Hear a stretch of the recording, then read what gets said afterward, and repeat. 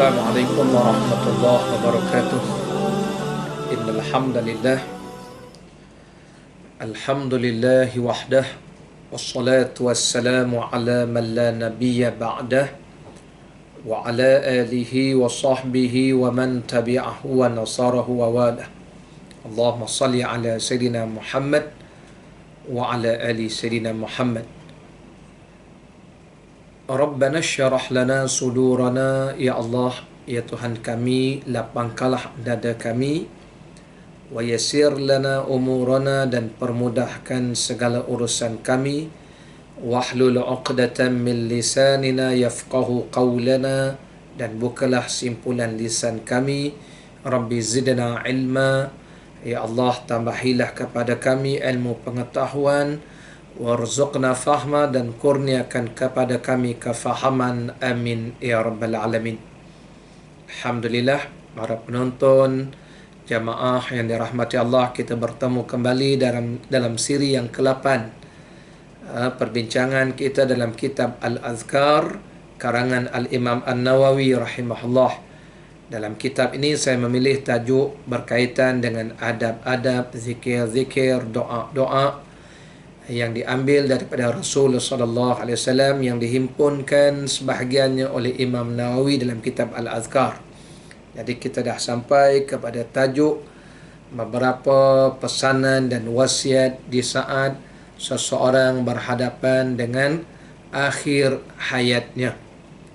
Semalam kita dah bincang bagaimana doa yang dibacakan oleh Rasulullah ketika baginda berada di akhir hayat, sebagaimana yang diriwayatkan oleh Sayyidatina Aisyah, kerana akhir hayat Nabi Rasulullah berada di atas ribaan Sayyidatina Aisyah. Antara doa yang dibaca oleh Rasul, Allahumma ghfirli warhamni wa alhiqni birrafiqil a'la. Ya Allah, ampunkan dosa saya dan rahmatilah saya dan sampaikan saya dalam himpunan mereka yang berada di tempat yang tinggi itu. Ya, inilah di kalangan nabi-nabi, golongan siddiqin, syuhada, dan orang saleh. Hari ini pula kita menyambung lagi beberapa wasiat pesanan Imam Nawawi bagi mereka yang berhadapan dengan sakaratul maut ataupun saat kematian, ataupun dalam keadaan keuzuran sakit. Qala musannif rahimahullah, kata Imam Nawawi, disunatkan bagi orang yang sakit untuk memperbanyakkan membaca Al-Quran dan berzikir. Ini antara perkara yang sepatutnya dilakukan. Banyakkan baca Quran dan berzikir. Kerana orang yang berhadapan dengan keuzuran, sakit, kematian ini, selalunya mereka diganggu oleh syaitan. Gangguan-gangguan syaitan yang memang berusaha untuk menyesatkan manusia, sebagaimana janjinya untuk bersama-sama dalam neraka. Jadi untuk mengelakkan gangguan-gangguan inilah kita dianjurkan untuk membanyakkan baca Quran, banyakkan berzikir. Kerana Rasulullah sallallahu alaihi wasallam menyebutkan, hati yang lalai daripada memperingati Allah akan diganggu syaitan. Dan syaitan ni bila hati kita ingat Allah, syaitan akan lari. Apatah lagi, sebaik-baik zikir adalah membaca Al-Quran. Jadi banyakkan baca Quran. Dan kalau boleh banyakkan membaca Qul huwallahu ahad, Allahu samad, lam yalid wa lam yulad wa lam yakul lahu kufuwan ahad. Itu surah Al-Ikhlas. Ikhlaskan hati kita dalam mentauhidkan Allah, ikhlaskan hati kita dalam beramal kepada Allah. Kerana syaitan seringkali mengganggu hati manusia. Kalau boleh dibacakan sampai 300 kali. Kalau boleh baca 300 kali, ya, supaya terpeliharalah kita daripada gangguan syaitan. Hati kita ni tak lalai. Kalau boleh dipahamkan maknanya sekali, bagaimana kita mengingati Allah. Allahus Samad, Allah lah tempat aku minta tolong. Dan ingatlah Allah Ta'ala berfirman dalam sepotong hadis Qudsi sabda Nabi SAW. Allah Ta'ala berfirman, Ana inda zanni abdi bi. Aku ini firman Allah, aku akan perkenankan bagaimana sangkaan hambaku kepadaku.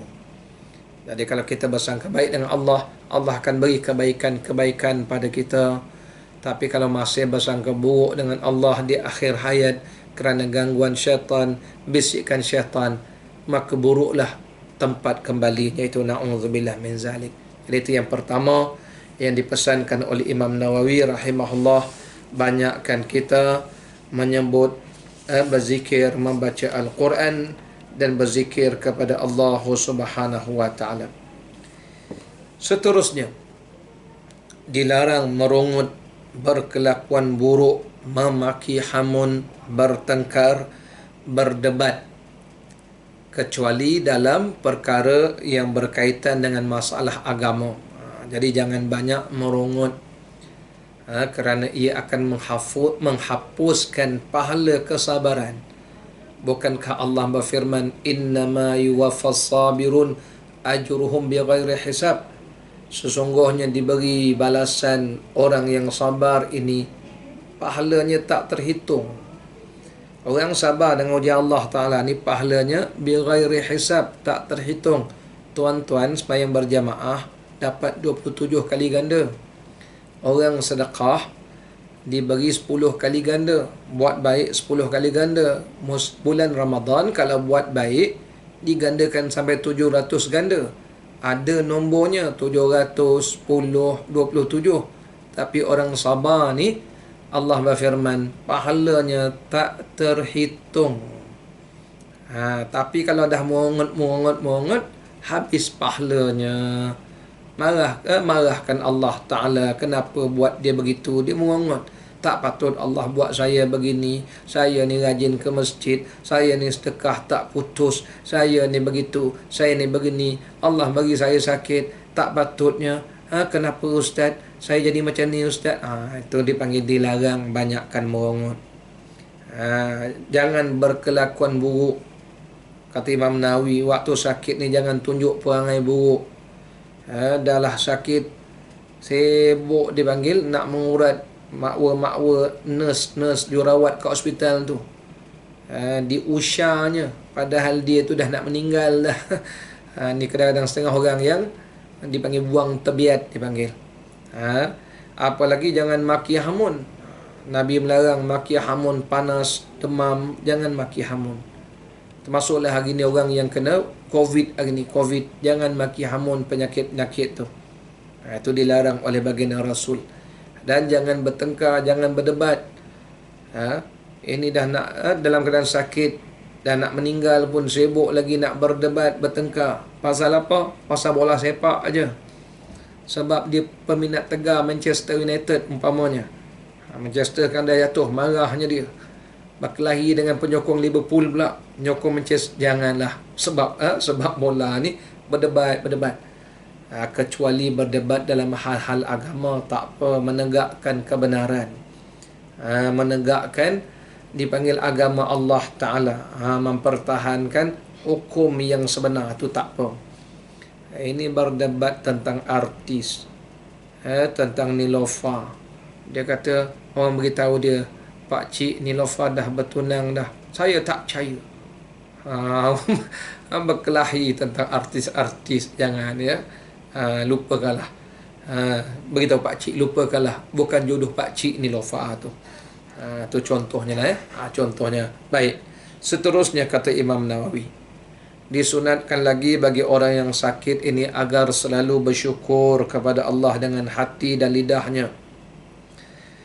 Selalu ingat bahawa ini adalah akhir masanya di dunia, dan berusaha sekuat mungkin untuk menutup akhir hayatnya dengan kebaikan. Contoh catat ya. Ini yang ketiga. Yang pertama tadi, sunat banyakkan baca Quran, berzikir. Yang kedua, jangan banyak merungut, berkelakuan tak senonoh, memaki hamun, bertengkar, berdebat, jangan. Kecuali kita nak berdebat mempertahankan agama tu tak apa. Yang ketiga, banyakkan bersyukur di atas nikmat yang diberikan kepada Allah, yang diberikan oleh Allah pada kita. Sesuai dengan firman Allah, la in syakartum la azidannakum. Jika kamu bersyukur kepada Allah, Allah tambah kepada kamu nikmat-nikmat itu. Allah tambah dengan kebaikan-kebaikan. Dan ingatlah ya tak, syukur dengan hati, syukur dengan lidah kita ini, supaya kita tak masuk dalam golongan orang yang akhirnya kufur dengan pemberian Allah Ta'ala. Sebab merongot tadi, bukankah ini sudah akhir masa, akhir peluang yang diberi oleh Allah Ta'ala? Kalau boleh, jadikan ending hidup kita ini dengan husnul khatimah, sebaik-baik penutup. Syukur dengan nikmat Allah. Sebab tu disuruh ingat balik, banyak dah peluang Allah bagi pada kita, banyak dah nikmat Allah bagi, yang Allah sebut dalam Quran, kalau kamu hitung nikmat aku ni tak terhitung. Nikmat mata, nikmat telinga, nikmat sehat, nikmat yang Allah bagi, sejuk, macam-macam nikmat. Allah bagi pinjam lama dah, Allah ambil balik, maka bersyukurlah di atas pinjaman Allah Ta'ala kepada kita tu, syukur. Inilah yang saya baca dalam suatu kisah seorang kaya, hartawan, yang dia buat operation selama 5 hari, dikenakan bayaran 60,000. Jadi bila diminta bayar 60,000, dia menangis. Dia hartawan, dia menangis kerana diminta bayar 60,000. Jadi pihak hospital tanya dia, kenapa tuan menangis, diminta bayar 60,000? Maknanya dia orang kaya, 60,000 tu setakat banyak mana sangat. Ataupun insurans kan boleh cover 60,000 tu. Apa katanya? Dia kata, saya menangis bukan sebab 60,000 ini, tapi saya menangis kerana 5 hari saya dalam hospital diminta bayar 60,000. Sedangkan saya sudah menghirup nikmat Allah selama 50 tahun. Kalau Allah minta bayar, macam mana? Itulah namanya air mata keinsafan. Orang yang memahami arti syukur nikmat Allah. Betul juga, 5 hari dalam keadaan sakit, kritikal koma tu, 5 hari tu diberi bantuan oksigen, 5 hari 60,000. Yang selama ni 50 tahun kita hirup oksigen Tuhan. Kalau Allah minta bayar, macam mana? Batu kita bersyukur di atas nikmat yang banyak Allah bagi ni, syukur ya. Itu maksud bersyukur nikmat Allah. Mujur Allah tak minta bayar. Kalau Allah minta bayar, barangkali bankrupt. Bukan bankrupt lah, memang kerap-kerap lah kita ni. Kerap macam muah ada. Menangis air mata darah pun tak terbayar, walaupun dia tu hartawan, jutawan, millionaire, trillionaire, tak boleh bayar. Itulah yang Allah sebut, wa in ta'uddu ni'matallah la tuhsuha. Kalau kamu hitung nikmatku, tak terhitung banyaknya. Baik, itu syukur ya, syukur. Syukur kita dengan nikmat yang Allah bagi ni. Itu yang ketiga, kata Imam Nawawi.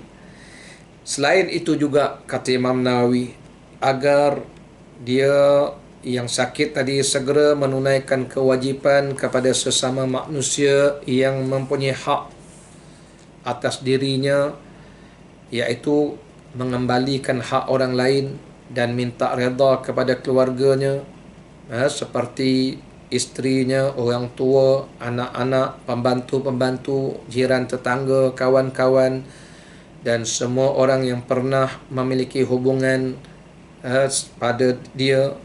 Baik, jadi antaranya, kata Imam Nawawi, yang keempat, orang yang berhadapan dengan kesakitan atau saat kematian ini, antara perkara yang sunat dilakukan ialah tunaikan kewajipan-kewajipan yang kita berhak atasnya. Tunaikan ya tak? hutang ke kalau ada, selesaikan. Hak dia apa dia? Hak isteri yang kadang-kala tak dapat diberi, minta halal dengan isteri.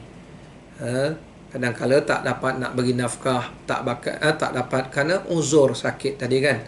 Demikian juga anak-anak tadi tak dapat nak beri kasih sayang sepenuhnya, ataupun ada perkara yang berkaitan dengan orang tua kita, kadang-kala terkasar bahasa, mengguris hatinya. Ini Allah bagi peluang untuk kita menunaikan hak. Jadi minta maaf pada mereka, kepada pembantu-pembantu, jiran tetangga, kalau ada terambil buah mangganya yang masuk dalam pagar kita. Kadang-kadang sampah dia jatuh, kita mengungut pokok dia punya, sampah kita yang sapu. Kadang-kadang ada juga menyebut-nyebut tentang kawan-kawan kita, sama ada sengaja ke tak sengaja ke. Ini mintalah kepada mereka kemaafan. Ini Allah bagi peluang. Sebab itulah benarlah kata Imam Sya'rani, bahawa orang yang sakit itu Allah bagi peluang padanya supaya dihapuskan dosa-dosanya itu. Jadi kita begitulah juga mengingatkan diri kita kalau sakit kan. Jadi tunaikan kewajipan sesama kita. Kalau yang mana belum ditunaikan tu, tunaikan. Yang kelima, dianjurkan untuk mewasiatkan perwalian bagi anak-anaknya apabila mereka belum memiliki wali. Maksud perwalian ini, kita lantik mereka sebagai wakil, sebagaimana seorang ayah yang diberi tugas untuk memberi nafkah. Jadi waktu ayah ni sudah sakit, siapakah yang patut menunaikan nafkah? Ini contohnya, dia masih ada anak-anak yang kecil. Jadi abang yang sulunglah, anak yang sulung itulah, berikan perwalian padanya, wakilkan padanya untuk jaga adik-adik, beri pesanan padanya untuk buat apa yang sepatutnya dilakukan, mengambil alih tugas ayah tadi. Baik itu yang kelima, wasiatkan, pesan perwalian kepada anak-anak tadi. Juga mewasiatkan untuk melaksanakan apa yang belum sempat dia laksanakan, misalnya tentang membayar hutang dan sebagainya. Jadi sebagai anak-anak ni tadi diberi perwalian, perwakilan buat apa yang belum dapat diselesaikan, umpamanya berkaitan dengan hutang-hutang, berkaitan dengan amanah yang diberikan. Barangkali ada orang beri dia amanah untuk tugas-tugas, ataupun menyimpan barang-barang orang, beritahu anak, jangan rahsia, beritahu pada anak dan waris. Baik, itu yang kelimanya. Yang keenam, juga hendaklah orang yang sakit tadi berbaik sangka kepada Allah Subhanahu wa taala. Baik sangka dengan Allah, bahawa Allah pasti menyayanginya dan selalu mengingati bahawa dirinya hanyalah makhluk Allah Ta'ala yang rendah, yang hina, serta bahawa Allah Ta'ala tidak mengazabnya di atas perlakuannya, di atas kesalahannya dan juga ketaatan yang diperintahkan. Dirinya hanyalah hamba Allah.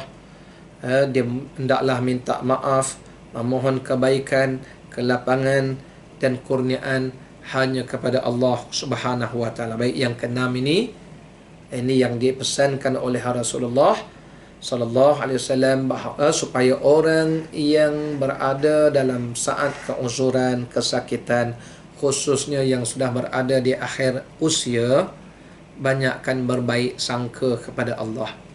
Baik sangka ya. Ini yang Nabi sebutkan dalam hadis qudsi, firman Allah Ta'ala, ana inda zanni abdi bi, saya akan perkenankan bagaimana sangkaan hamba saya pada saya. Itu firman Allah. Jadi kita ni disuruh sangka baik pada Allah, tentang Allah Maha Penyayang, Allah Ta'ala Maha Pengampun. Yalah, walaupun kita ni tak sempurna, banyak salah, banyak silap, kadang-kadang lalai dengan ketaatan, kadang-kadang leka dengan kemaksiatan dan kesalahan. Jadi minta, ya Allah, Engkau Maha Penyayang, ya Allah, ampunkan daku. Itu yang perlu dilakukan untuk orang yang berada dalam suasana situasi yang uzur ini. Jadi itu peluang Allah Ta'ala bagi. Itu peluang yang Allah bagi untuk dia, ya. Jadi tuan-tuan ingat wasiat-wasiat ini. Ini namanya wasiat Imam Nawawi, pesanan Imam Nawawi pada kita semua. Dan kemudian ini lagi kata Imam Nawawi, disunatkan yang ketujuhnya. Tuan-tuan catat yang ketujuh. Disunatkan untuk membaca ayat-ayat Al-Quran yang di dalamnya terdapat harapan-harapan kebaikan, kisah orang-orang soleh, berita tentang orang-orang beriman, dibaca dengan suara perlahan atau dibacakan oleh orang lain, dia mendengarnya. Demikian juga kata Imam Nawawi, bacalah hadis-hadis yang di dalamnya terdapat kisah-kisah orang soleh yang meninggal dunia.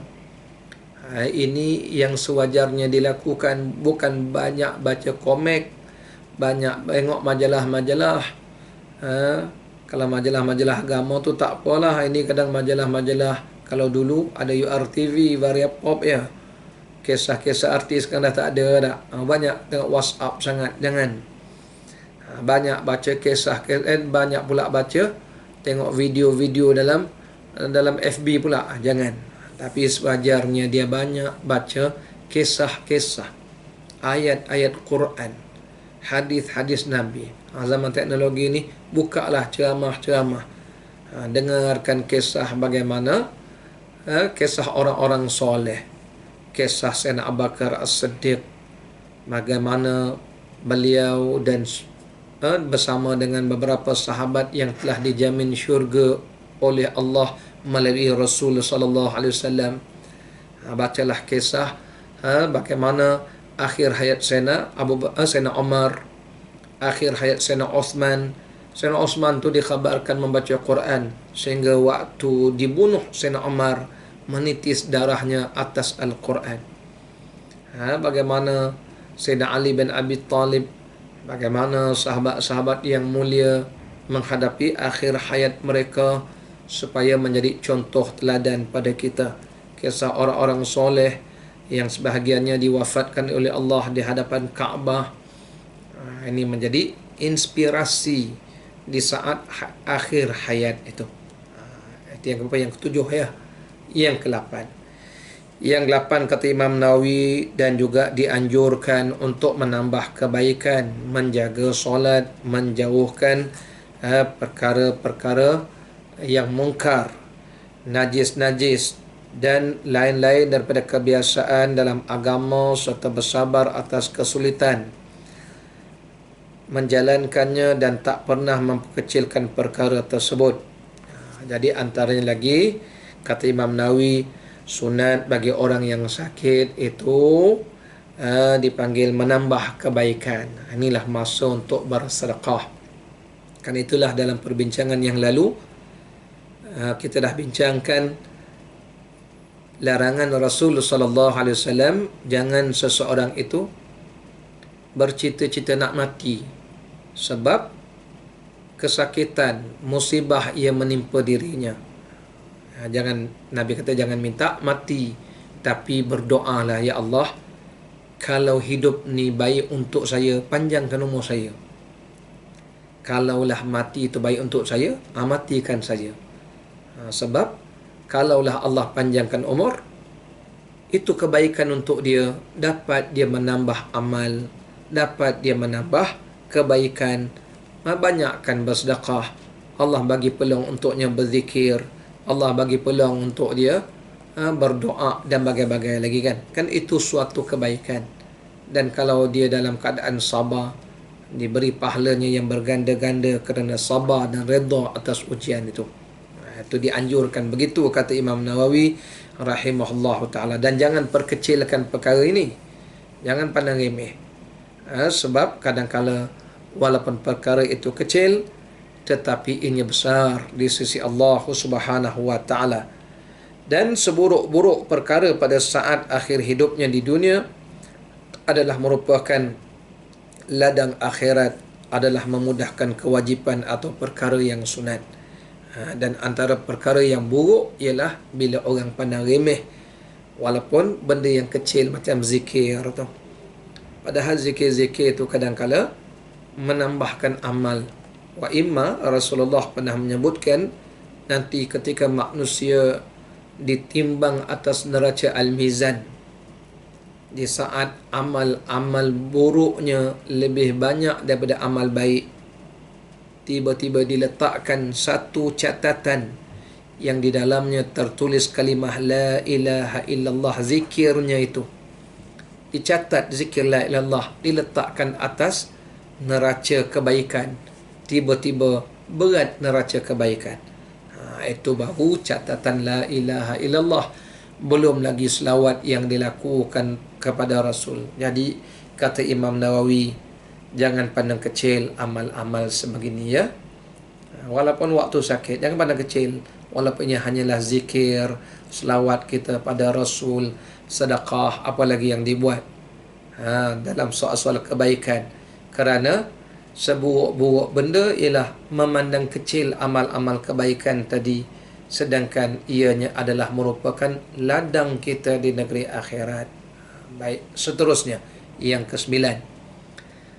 Yang ke-9 kata Imam Nawawi, dianjurkan juga supaya tidak tertipu oleh orang lain dalam masalah-masalah yang sukar, kerana hal itu juga adalah ujian orang yang berada dalam kesakitan.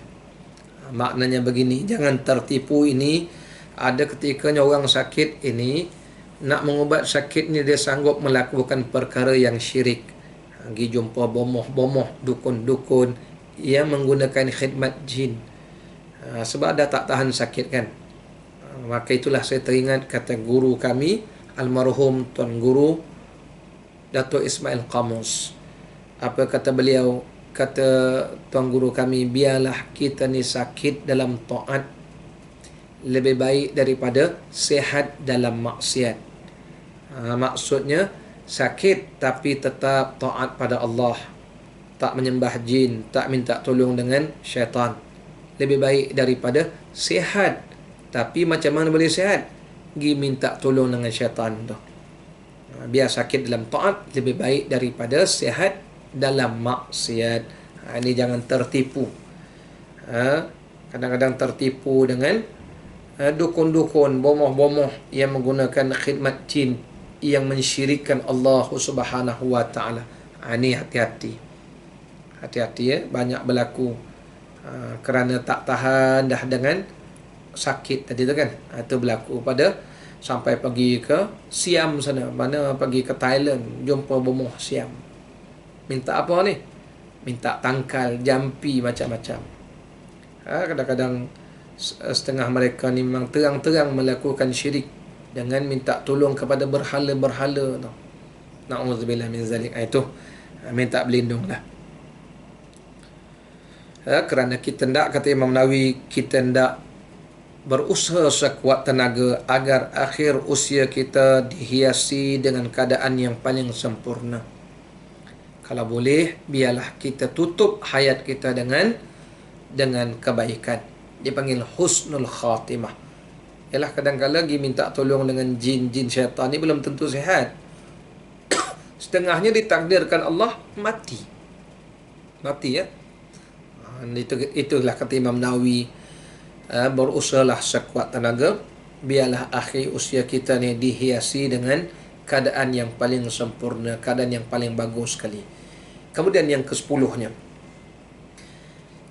antara yang sunat dilakukan oleh orang yang berhadapan dengan kesakitan, disunatkan ialah mewasiatkan kepada keluarga dan kaum kerabat agar bersabar menghadapinya ketika sakit, dan sabarlah memikul beban mengurusnya. Juga mewasiatkan kepada mereka untuk bersabar menerima musibah sakit yang dihadapi. Ini yang ke-10-nya, sunat wasiat kepada keluarga. Bila sebut wasiat ni, orang Melayu kita ni banyak nampak harta. Sebab tu bila kata abah nak wasiatkan, cepat-cepat dia tanya, kebun siapa dapat bah? Rumah ni siapa punya? Kereta nak bagi nama siapa? Sebab orang kita ni nampak wasiat ni sekadar harta. Sedangkan wasiat juga membawa maksud pesanan, pesan pada anak, cucu, isteri, suami yang menjaga. Apa yang nak dipesan? Pesanlah pada mereka, sabarlah menghadapi kerenah kami ni. Janganlah kamu marah kalau kami ni tak layan dengan soalan-soalan. Kerana saat tu kami sudah uzur sakit. Pesan mereka, sabarlah menghadapi kerenah kami. Kalau buang air pun dah berterabur, makan pun dah berterabur, sabarlah ya nak. Sabarlah wahai isteri, wahai suami. Pesan nak wasiat pada mereka, sabarlah, minta maaflah kalau menyusahkan. Sebab masa tu pun dipanggil semuanya sudah di luar kawalan. Kadang-kadang sampai peringkat macam-macam dak. Nak itu, nak ini, tapi tak makan pun. Nak makan macam-macam. Dah dibeli tak makan. Jangan marah, sabar je lah. Macam-macam hajatnya. Macam-macam kehendaknya. Itu wasiatkan pada mereka. Yang ke-10 sabar. Yang ke-11-nya, wasiatkan juga pada mereka untuk bersabar menghadapi musibah sakit dan berusaha. Wasiatkan pada mereka jangan meraung-raung atas kematiannya. Ini pun nak diwasiat, nak dipesan juga. Kerana Rasulullah SAW bersabda, al-mayyitu yu'adzabu bibukai ahlihi alaihi. Nabi bersabda, orang mati itu diseksa kerana orang meraung atas kematiannya. Menangis tak apa tuan-tuan ya. Yang dilarang ni meraung. Meraung ini dosa yang besar. Dipanggil an-naihah. Rasulullah pernah bersabda, laisa minna man latamal hudud wa syaqqal juyub wa da'a bid'awal jahiliyah. Nabi kata bukan umat saya orang yang bila melihat kematian mencakar-cakar pipi, robek pipi, ni robek baju, gebang rambut, bercakap macam orang jahiliyah, amma apa lah, macam Hindu. Hindu tak apalah, dia Hindu, kita ni Muslim. Ini dosa besar. Cuma ulama-ulama berbahas mengapa Nabi bersabda diazab orang itu, sebab orang meraung. Patutnya orang meraung tu dialah yang diazab, tapi yang mati. Al-Imam Syekh Yusuf Al-Qardawi menyebutkan dalam kitab Fatawa Mu'asarah beliau, sebab diazab ni menurut alim ulama ada dua sebab. Satu sebabnya, waktu dia hidup dia tak pernah nak pesan anak cucu dia jangan buat begitu. Tengok filem-filem Hindustan tu, kadang meraung-raung kan bila berlaku kematian. Dia kena pesan, kalau atuk mati jangan buat macam tu, tu dosa besar cu. Kalau abah mati jangan kamu buat macam tu. Ini dak, dia tengok ramai-ramai anak beranak Hindu tu buat, dia pesan kalau mak mati besok engkau buatlah begitu.